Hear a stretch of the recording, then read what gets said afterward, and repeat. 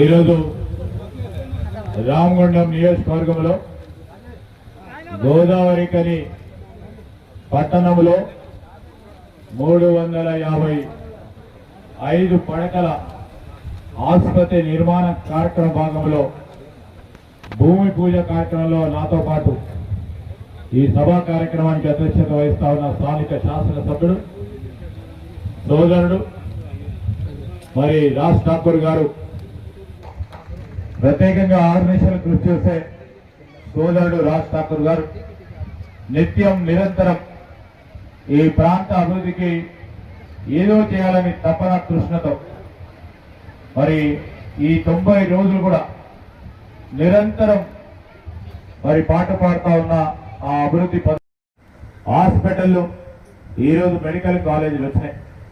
Medical కాలేజీకి సంబంధించి మరి దానికి కావాల్సింది ఏంది?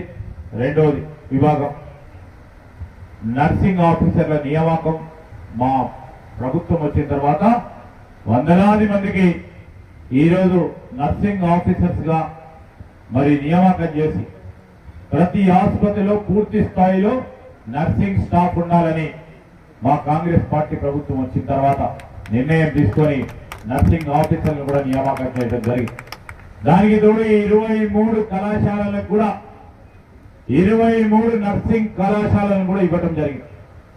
మా ప్రభుత్వం ఏర్పాటైన తర్వాత 23 నర్సింగ్ కళాశాలను కూడా మరి ఇక్కడికి ఇదే గోదావరి కనిలో హాస్పిటల్ కు సంబంధించి నర్సింగ్ కాలేజ్ కూడా ఇక్కడే మనం శాంక్షన్ ఇవ్వడం జరిగింది. మరి ముఖ్యమంత్రి గారు మరి మొత్తం రాష్ట్ర వ్యాప్తంగా 23 మెడికల్ కాలేజీలకు అనుమతి ఇవ్వడం జరిగింది ఆనాటి ప్రభుత్వం.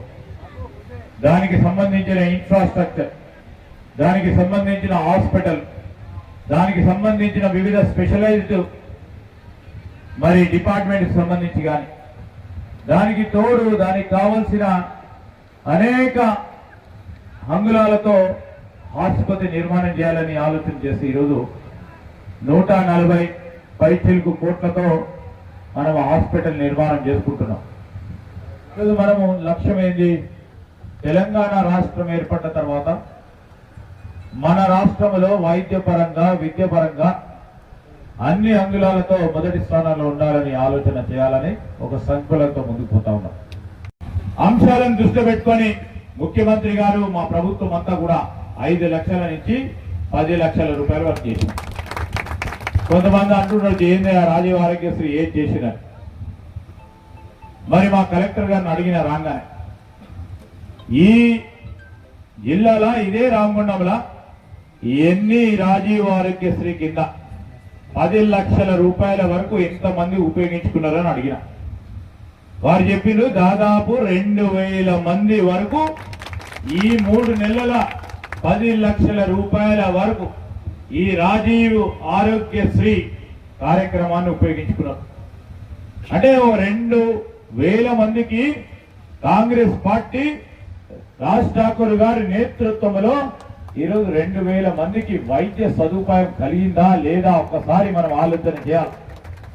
రాబోయే కాలంలో ఈరోజు బస్తీ దవాఖానాలకు సంబంధించి నేను ప్రిన్సిపల్ గారికి కలెక్టర్ గారికి తెలియజేస్తా ఉన్నాం.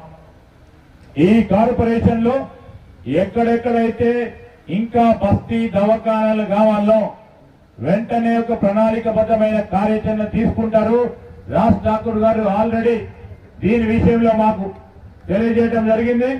బస్తీ దవాఖానాలు ఆ దవాఖానా నేరుగా ప్రజల దగ్గర ఉండే విధంగా ప్రాథమిక చికిత్స చేయడానికి దాని తదుపరి అక్కడ కాకుంటే ఈ హాస్పిటల్కి వచ్చే ఒక సదుపాయాన్ని కలిగించే కార్యాచరణ తీసుకోవాలని రాజ్ ఠాకూర్ గారి ఆవేదన ఆలోచన వరకు తప్పకుండా ఇంకా ఎక్కువ స్థాయిలో బస్తీ దవాఖానాలు ప్రతిపాదన చేసి ఈరోజు మన రాష్ట్ర స్థాయిలో మనం తీసుకొచ్చే కార్యక్రమం చేద్దామని మీ